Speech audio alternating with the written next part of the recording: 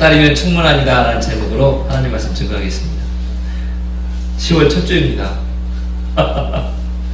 누가 이렇게 빨리 가겠어 라고 늑자 그러시더라고요. 가만 있어봐. 조금 지나면 또 성탄 준비 또 꾸미고 성탄 트리 하고 뭐야 성탄 트리 얼마 전에 뛴 것 같은데 누가 그러게요. 2016년 석 달 남았습니다. 어떻게 하면 좋습니까? 왜 이렇게 급하고 빠른지요?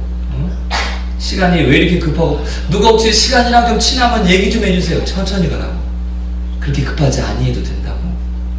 세상에 별로 올해들 한 것도 없는데, 저는 지금 여러분과 함께 이화교회 신앙생활을 하고 담임 목사라고 이렇게 아직도 적응하고, 한 거는커녕 적응하고 있는데 벌써 석 달밖에 안 남았으니 이거 어떡하면 좋아요? 아마 모르긴 몰라도 여기에서 가장 10월달이 들어오면서 당황스러운 건 저이지 않을까. 해놓은 것도 없고, 하려고는 했으나 해놓은 것도 없고. 예. 여러분 혹시 누구보다 여러분 열심히 살았다고 자부하십니까? 아니면 후회와 아쉬움이 많이 남으시나요?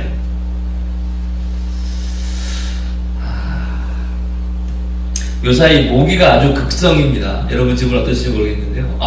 자다가, 저는 믿음이 좋아서 자다가 웬만하면 안 깹니다. 누가 와도 안 깨고, 아내가 옆에서 뭘 안 깨고, 애들이 엄마 아빠 그러고 방울 두드리거나 이렇게 와도 저는 믿음이 좋아서 안 깨는데, 이 모기는 나의 믿음보다 더 센 것 같아요. 아주 모기가 극성입니다. 극성. 약이 바짝 올랐어. 왜 우리 옛 어르신들 말씀에 약이 바짝 올랐다 뭐 이런 말 있잖아요. 그런 것처럼 모기가 아주 약이 바짝 오른 거. 뭐 이해는 됩니다. 금방 이제 사라져야 되니까 겨울이 오면. 예. 이해는 되지만 약이 너무 바짝 올라 있어요. 모기가 극성. 근데 안타깝게도 제가 이 모기 때문에 잠을 설치며 그 밤에 깼다가 극적하며 느꼈던 그 느낌을 요사이 제가 TV 뉴스를 보면서 보고 있습니다. 사회가 다 약이 바짝 오른 것 같아요. 대통령은 대통령대로 약이 바짝 올랐고요. 정치가는 정치가대로 약이 바짝 오른 것 같아요. 국민은 국민들도 약이 바짝 올랐고요. 슬프고 힘들고 어려운 일 그런 거 보면 우리 그냥 어떡하면 좋아하고 어깨 뚝뚝, 이게 인지상정 아닌가요? 근데 약이 바짝 오른 사람들이 어떻게든 해내려고 하고, 약이 바짝 오른 사람들이 어떻게든 지켜내려고, 어떻게든 빼집어내려고 그런 것 같아요. 약이 바짝 올라가지고 하나밖에 안 보이면 정말 중요한 걸 잃어버리게 되거든요. 잊게 되거든요. 여러분, 저도 그렇지만 여러분도 세상을 살 때 약이 바짝 올라 살지 맙시다. 그 바짝 올라서 살아서 뭘 좀 이루면, 이룬들 어떡할 거예요? 약이 바짝 올라서 TV를 켜도 약이 바짝 올랐고요. 애들 만나서 학생들 만나서 이야기를 해도요, 바짝 올라있어요. 뭔가가 해가 올라있어요. 넉넉함이나 푸근함이나 따뜻함이나 여유로움을 보기보다는 아주 그냥 내가 지금 이거 아니면 안 되는 거죠, 이거. 이렇게. 제가 철학 전공은 아니고 정말 모르는데, 신학 공부할 때 철학 입문에서 몇 학자들을 배우거든요. 그 중에 정말 앙리 베르그송이라는 사람이요, 이런 말을 했대요. 저렇게 생겼거든요. 밖에 드러난 것만 가지고는 본질을 다 이야기할 수 없다. 말이 어렵죠. 저도 잘 이해가 안 돼요. 쉽게, 얼마나 좋은 철학자이신지 쉽게 설명까지 해줬어요. 어떻게 설명해 줬냐면, 버팔로라는 소 종류 중에 하나 있죠. 무리를 막 수천 마리, 수만 마리 뛰어다니는 그 동물. 이 버팔로의 비유를 들면서, 버팔로가 떼를 지어 초원을 달리고 있는 것만으로는, 그 현상만 가지고는 버팔로의 본질에 대해서 이야기할 수 없다는 거죠. 그럼 언제 알 수 있느냐면, 그 떼가 일단 멈춰 섰을 때, 저 버팔로 떼가 멈춰 서서 그 다람쥐를 좀 멈추고 어느 방향으로 가고 있는지, 아니면 자기가 가야 하는 그 방향에 풀이 좀 있는지, 내가 서 있는데 물이 좀 있는지, 이게 멈춰서야 보인다는 거죠. 저도 그렇고 여러분도 그렇지 않습니까? 좀 약이 바짝 올라서 정신없이 가고 계시다면 잠깐만 컴다운, 좀 진정하시고요. 컴마, 슈퍼, 구약으로 치자면 쉐마, 아니면 엘라, 이쪽 이렇게 한 번만, 한숨만 딱 죽자고요. 한 번만, 한숨만. 야채나 이 나물 이렇게 요리하실 때도 숨이 한 좀 죽어야 요리가 되지 않습니까? 그렇잖아요. 배추를 세상에 소금에 절여놨는데, 하루를 절여놨는데 시퍼렇게 빡빡 살아있으면 이것만큼 안 되는 게 없다고, 이거. 이게 좀, 수금을 뿌려놓고 이렇게 죽어야지, 이렇게. 그래야 요리가 되지요. 하나님이 우리를 쓰시려고 하는데, 하나님이 우리를 사용하시려고 하는데 바짝 올라 있으면 구역의 셀라 이런 것처럼 말이죠. 여러분 어떠신지 모르겠습니다. 저는 열심히 한다고 혹은 지낸다고 지내왔는데 이런 것도 없는 것 같고, 도대체 3개월밖에 안 남았는데 뭐하나 어떡하지? 라는 생각이 들다가요, 사실은 오늘 본문을 보다가 눈이 번쩍 띄었습니다. 네. 3개월밖에 안 남았는데 어떡하지? 라고 생각하고 있던 차에 이 성경 본문을 딱 읽다가 시간이 그렇게 중요한 게 아니구나. 3개월이라는 단어가 그게 내 마음을 잡고 있다는 걸 보게 됐습니다. 조금 설명을 해드릴까요? 이 일이 왜 이렇게 일어나는지. 구약의 이야기니까 스토리텔러는 아니더라도 제가 조금 얘기를 해드릴게요. 이스라엘 백성이 블레셋과 자주 싸웠어요. 맨날 거의 졌어요. 90% 이상 졌습니다. 이스라엘이 블레셋과 싸우면 졌어요. 네. 그래서 엘리의 아들들인 홈리와 비느하스가 그때 제사장이었던 당시에 블레셋과 싸울 때에 혹시라도 하나님의 말씀이 들어가 있는 법궤를 가지고 나가서 싸우면 좀 이길까 하여 홈리와 비느하스가 법궤를 가지고 전쟁터에 나갔어요. 웬걸 이기기는커녕 졌고요, 법궤까지 빼앗겨버렸어요. 이스라엘 백성에게 법궤는 하나님의 말씀이잖아요. 정말 얼마나 중요한, 이걸 빼앗겨버렸어요. 네. 그래서 이 블레셋은 신이 나서 막 난리를 치고, 와, 우리가 이걸 뺏었다 막 이렇게 하고 있는데요, 오히려 하나님을 모르는 믿음이 없는 이 블레셋 사람들에게 법궤는 짐이었고요, 화였고 고난이었어요. 예상치 못한 일들이 막 벌어지는 거예요. 자기들이 다곤신이라고 하는 모시고 있는 신상이 쓰러지거나 목이 부러지거나 말이죠. 뭐 이런 엄청난 일들이 벌어지니까 그게 안 되겠다. 그래서 이 블레셋 사람들이 법궤를 아비나답의 집으로 돌려보냈어요. 이스라엘을 돌려보냈는데 가다가 아비나답에 딱 보관되었죠. 이게 이제 사무엘상에 나오는 이야기입니다. 사울에 이어 다윗이 왕이 되자 이 다윗은 하나님의 말씀이 귀한 걸 알았거든요. 그래서 왜 우리가 알다시피 다윗이 골리앗과 싸울 때 아싸 나는 제주로 나가다 이르지 않고 너는 칼과 창과 단창으로 나오지만 나는 만군의 여호와의 말씀이 실고 나간다 이러고 나가잖아요. 이처럼 다윗은 말씀을 귀하게 여겨서 있는지 가장 먼저 한 일이 법궤를 가져오는 일이었어요. 아효가 수레를 끌었고요, 우사가 수레를 뒤에서 잡았고요, 그래서 막 끌고 왔습니다. 근데 시원하게 예상치 못한 일이 벌어졌어요. 이 나곤의 타작마당에 왔을 때 수레를 끌던 소가요, 갑자기 뛰어가지고 법궤가 떨어지려고 하니까 우사가 하고 딱 잡았거든요. 근데 이 우사가 그 자리에서 그냥 죽어버렸어요. 아니, 법궤를 옮기느라고 하나님의 말씀을 예루살렘 성에 옮기려고 하던 이 좋은 일을 하는데 세상에 우사가 손을 딱 대니까 우사가 딱 죽어버렸단 말이에요. 뭐 이걸 가지고 학자들은 많이 이야기하는데 오늘은 그게 아니니까 넘어가고, 이 일이 어떤 마음을 사람들에게 주냐면 3만 명이나 되는 사람을 뽑아서 법궤를 옮기도록 했는데 기쁨으로 옮기며 기쁨으로 참여했던 이 3만 명이 우사가 죽는 걸 보고 두려워하기 시작했어요. 아무도 법궤를 옮기려고 하지 않는 거예요. 왜? 우사가 죽어나가니까. 그래서 다윗도 어쩔 수 없이 예루살렘으로 법궤를 가지고 오려던 계획을 취소할 수밖에 없었어요. 모두가 법궤 나르는 걸 두려워하니까요.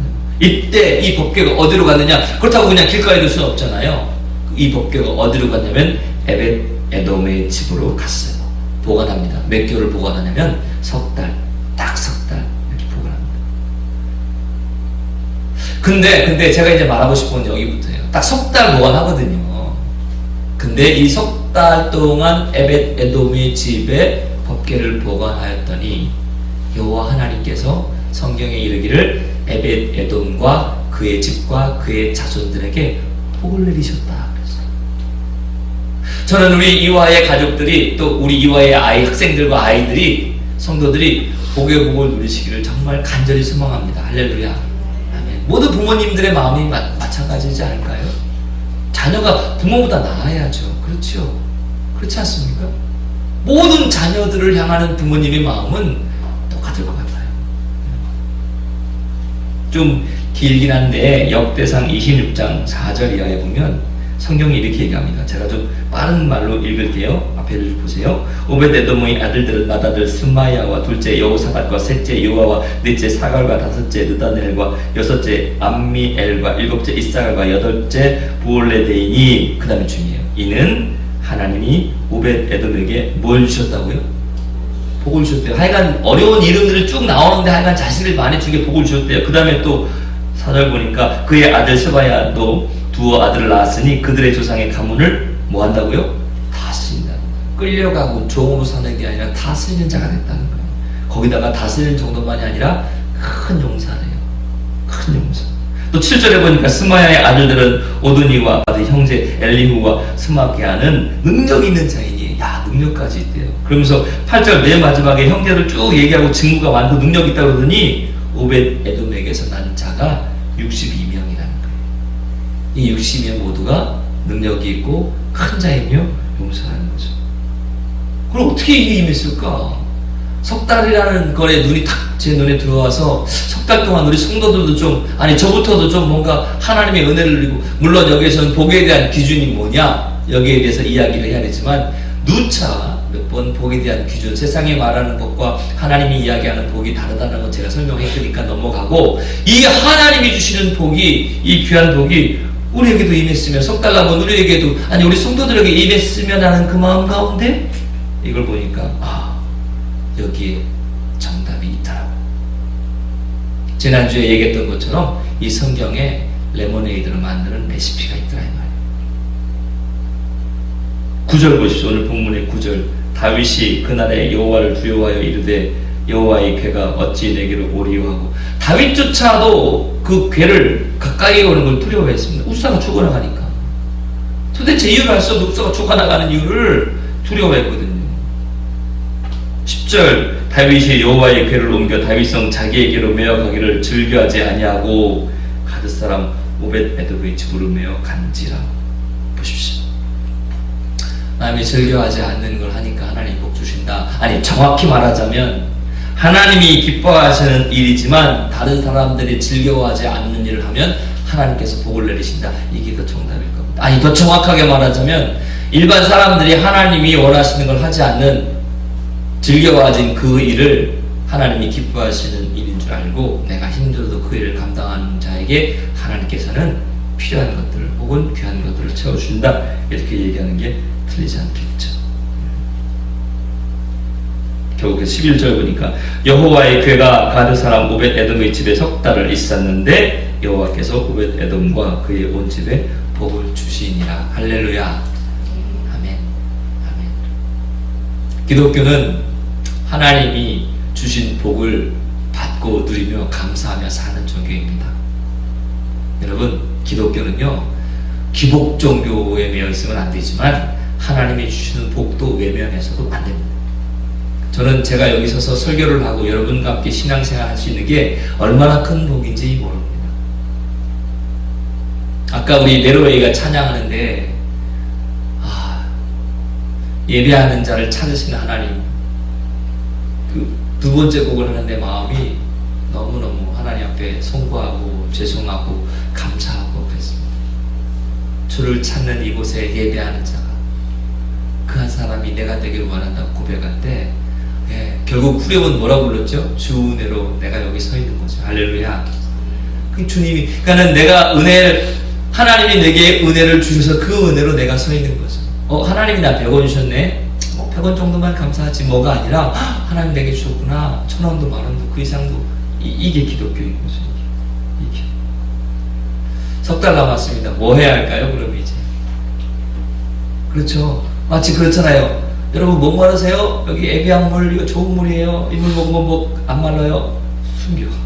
목 말라요. 목 마르세요? 여기 삼다수 제주도 겁니다. 안 줘.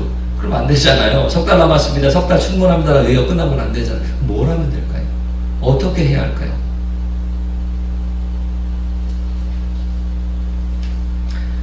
기독교는 은혜의 종교죠. 값없이 거저받았죠. 그죠? 무엇인가를 해서 복을 누리는 것이 아니라 받은 복과 은혜가 너무 귀해서 하나님 앞에 감사하는 거죠. 그죠? 네. 그래서 제 자신에게 이야기하는 거 여러분과 함께 나누길 원하는 게 뭐냐면, 첫 번째는요, 하나님을 바라보자 이 말입니다. 할렐루야. 석 달이라는 시간이 중요한 게 아니라 하나님을 바라보기에 충분한 시간이라는 말이죠. 대부분의 사람들은 세상을 바라봅니다. 대부분의 사람들은 자신의 감정을 보고요, 자기 자신을 봅니다. 자기의 이익을 봅니다. 그러니까 바라봄의 중심에 자기 자신이 있습니다. 여기서 한 발 물러설 줄 아는 지혜가 있어야 합니다. 어느 목사님께서 목사님들은 개가 돼야 된다. 깜짝 놀랐습니다. 뭔 소리야? 하고 글을 봤더니 이제 예수님이 목자이시고 양을 칠 때에 그 양이 다른 것을 가지 못하게 짖어야 된다는 거예요. 개소리가 아니라 짖어야 된다는 거예요. 가만히 있으면 안 되고 알려줘야 한다는 거예요. 제대로 가도록 어느 방향으로 가야 하는지 어떻게 해야 되는지 알려줘야 한다는 거예요. 그렇다고 제가 지금 짖고 있는 게 아니라 우리 이화의 식구들 함께 예배하는 여러분들이 석 달이라는 것 때문에 어떻게 하면 좋아? 석 달밖에 안 남았어. 어떻게 해가 아니라 석 달도 충분하구나. 그럼 내가 뭘 해야 되지? 이렇게 하길 바란다는 건데 그 첫 번째가 뭐냐면 하나님을 바라보는 것이라는 겁니다. 하나님을 바라보는 것. 한 녀석이 여고의 한 학생이 와서 이야기를 하는데 이렇게 말합니다. 목사님, 제 인생은 노답이에요. 여러분 노답 뭔지 아세요? 요새 학생들 말투 중에 정답이 없어가 노답입니다. 왜 노답이야? 네가 생각하는 정답은 뭔데? 그랬더니 저는 공부도 못하고요, 우리 집도요 못 살고요, 지금도 저 아르바이트 하고 있고요. 생긴 거 보세요. 그때 빨리 대답을 했어야 되는 거야. 아니야, 이쁘게 빨리 대답을 했어야 되는데 1초 약간 머뭇하니까 거 보세요. 아니야. 가장 이쁜 얼굴은 청담동 표가 아니라 웃는 얼굴이 한번 이렇게 해도 이 그 아이 마음 빨리 했어야 되는데 노답이래요. 자기는 공부도 못하고 생기기도 생겼고 뭐 집도 가느라고 노답이래요. 그 정답은 뭐냐 했더니 공부도 잘해야 되고 뭐 생기기도 이뻐야 되고 뭐 못생겼으면 아빠가 돈이라도 많아야 되고 뭐 이렇게 얘기하는 거예요. 그래서 제가 그랬어요. 야, 오히려 노답이 정답이야. 뭐요? 이러고 이렇게 쳐다봐요. 너 생각을 해봐라. 걔도 이제 교회 다니는 아이거든요. 생각을 해봐라. 야, 아브라함이 가나안 가려고 길을 썼냐? 모세가 민족의 지도자가 되려고 애를 썼어? 아니라니까. 야, 다윗이 왕 되려고 막 길을 썼어? 그거 아니야. 오히려 어찌 보면 노답이 정답이야. 답이 없어서 답이 없었는데 답은 없지만 그 답이 없는 것처럼 보이는 그때에 하나님을 믿는 믿음을 지켜나가려고 애를 쓰고 그 믿음 안에 살려고 하는 과정 속에서 하나님이 답을 주신 거야. 요셉이 국무총리가 답이었냐? 아니었어. 요셉의 목표는 국무총리가 아니었다니까. 힘들고 어려운 상황이지만 하나님을 바라보려고 했던 그 마음이 있었어. 그래서 그가 국무총리가 된 거야. 우리는 이걸 다 아니까 국무총리가 답인 줄 아는데 그 요셉의 인생도 노답이었어. 너 노답이야? 축하한다. 너 총리 될지도 몰라. 그때 얘가 처음에 이러고 갔다가 이러더라고요. 학생들 근데 그렇게 이야기하고 돌려보냈거든요. 근데 그게 비단 학생들만의 이야기일까 생각해봤어요. 여러분 혹시 노답인 분 계세요? 대출받은 돈은 계속 쌓이고 이럴 때 좀 공부라도 잘해주면 학생들이 우리 자녀들이 기분이라도 좋겠는데 공부는커녕 맨날 학원도 땡땡이 치면서 학원비 내라고 그러고 야 공부하는데 가지마 그랬더니 한다는 소리가 학원에 가야 애들이랑 놀 수 있어 이래 부리면 도대체 저 학원을 왜 가는지 모르겠는 그런 상황이세요? 혹시 노답이세요? 여기를 봐도 노답이고 저기를 봐도 노답이세요? 여러분 우리는 정답을 찾는다 하고 정답을 살아간다고 하지만 어찌 보면 믿음의 사람이라는 건 노답을 살아가는 방법을 익히는 거 아닐까요?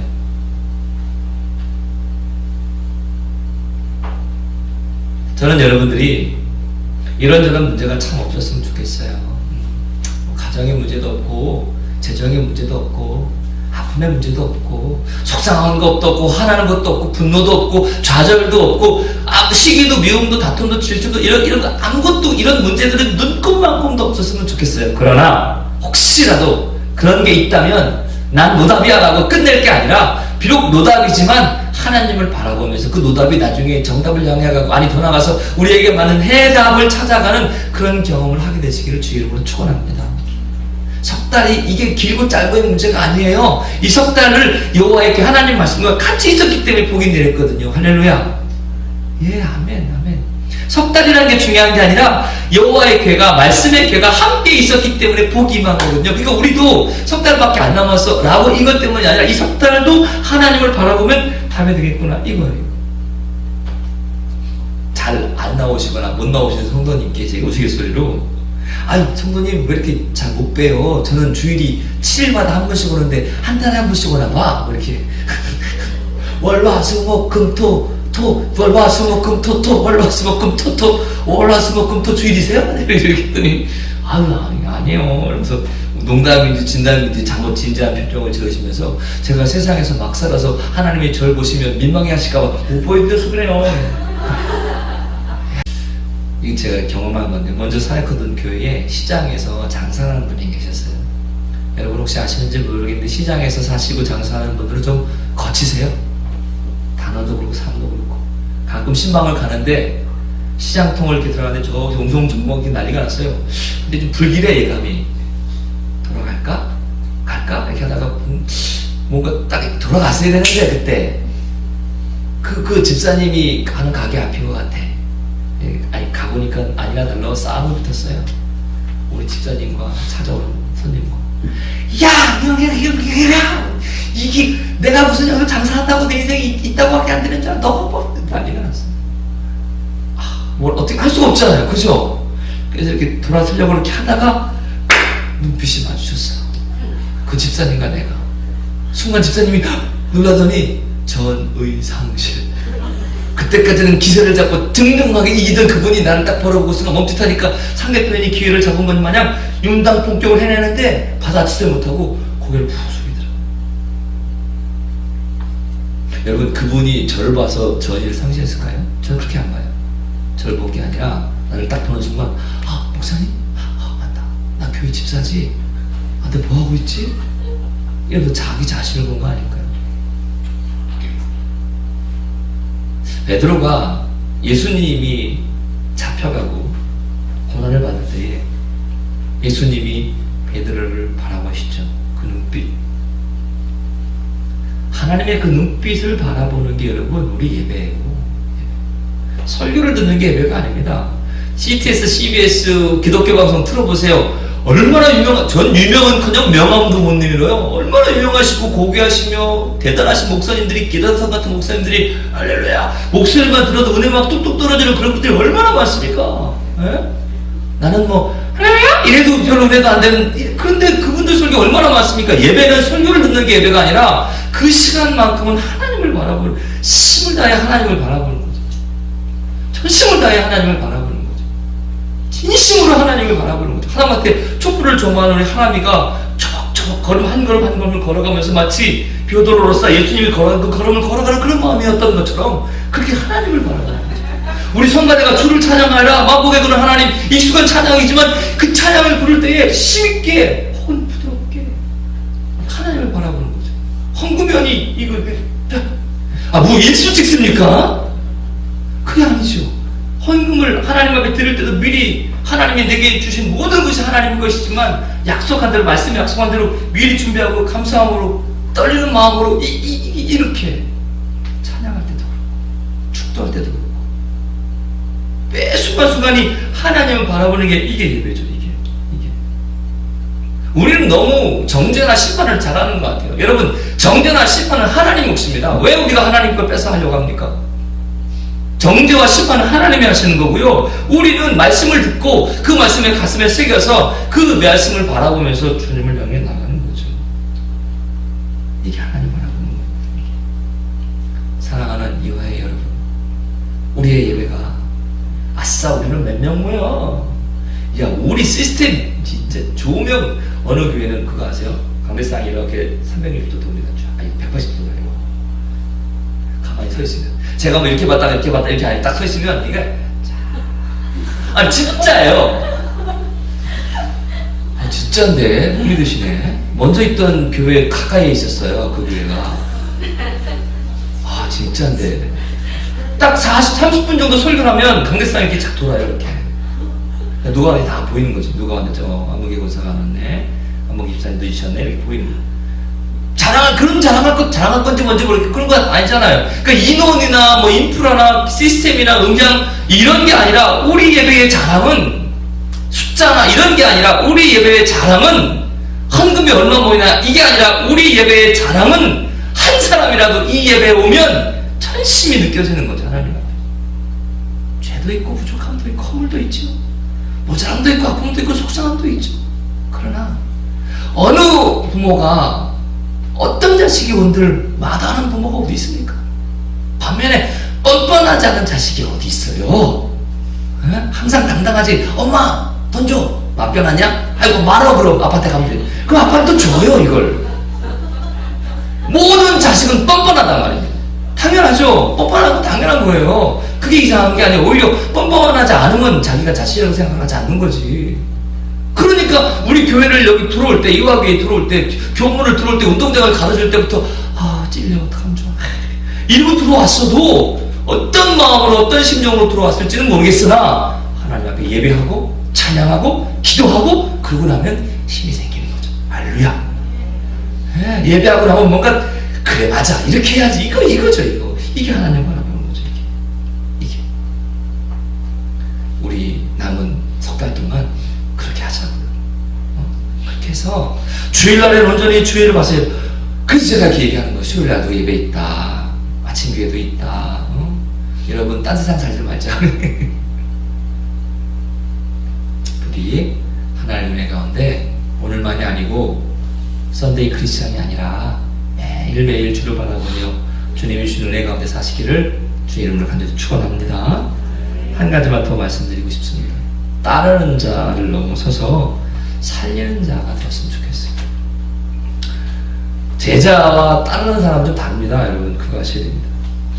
우리가 알고 있다시피 제자인 베드로가 예수님을 멀찍이 갔다 그랬잖아요. 멀찍이, 그죠? 멀찍이 갔다. 저 이거 묵상해봐요. 왜 멀찍이 갔을까? 도대체 왜 멀찍이 갔을까?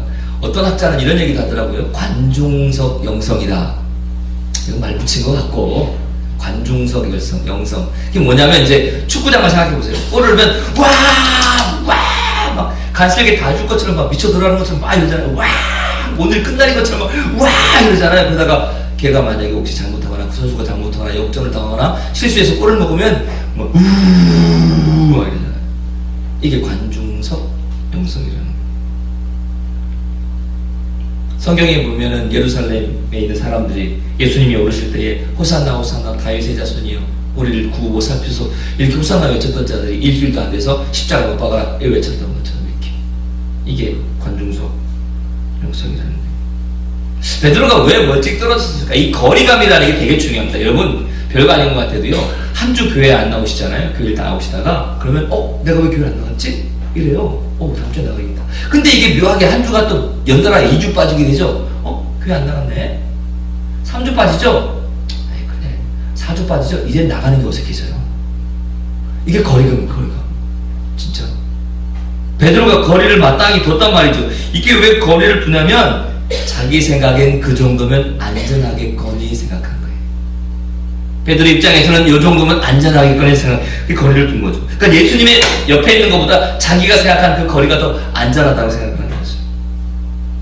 하나님이 나와 함께하는 거, 예수님이 나와 함께한다는 것보다 내가 가지고 있는 통장의 잔고가 나를 안전하게 만든다 이렇게 생각하는 거죠. 왜요? 내가 통제할 수 있으니까. 내가 통제할 수 있으니까. 주님 옆에 괜히 붙었다가 주님이 고통당할 때 야 같이 가자 이러면 잡히면 안 되잖아요. 그러니까 거리를 일찍하게 둔 거지. 근데 이 거리 있으면 나는 내 마음대로 도망가면 되니까.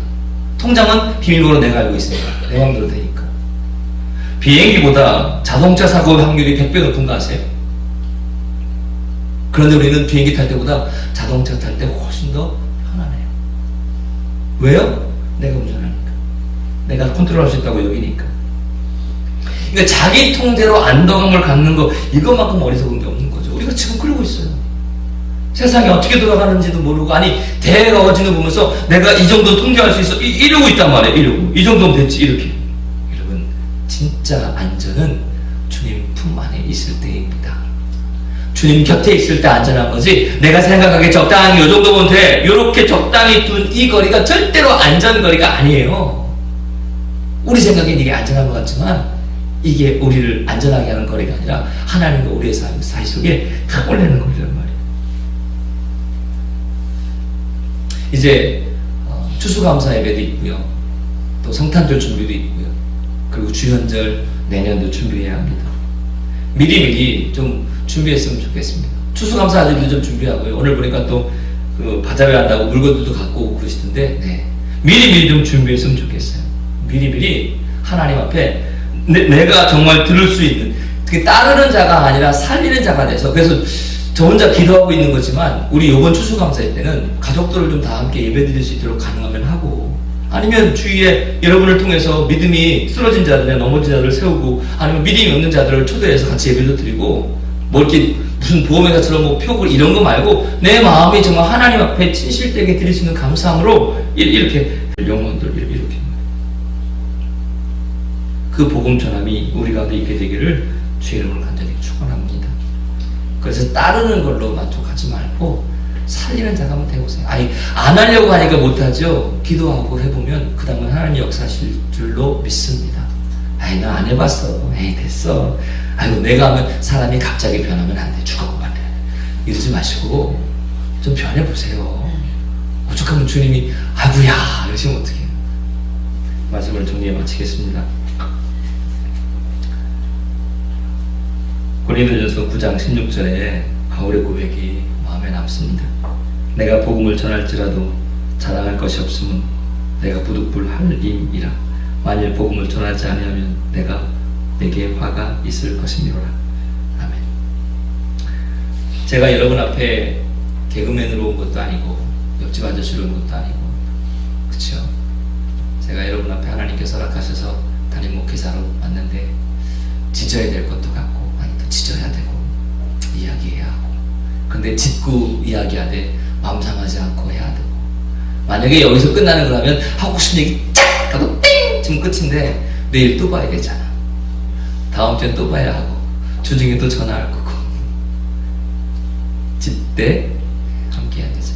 이번 한 주도 하나님 바라보시고 따르는 자를 넘어서서 살리는 자가 될 수 있도록 기도하시고 가슴에 품으시고 행하시는 귀한 자가 다 되시기를 주의 이름으로 간절히 축원합니다.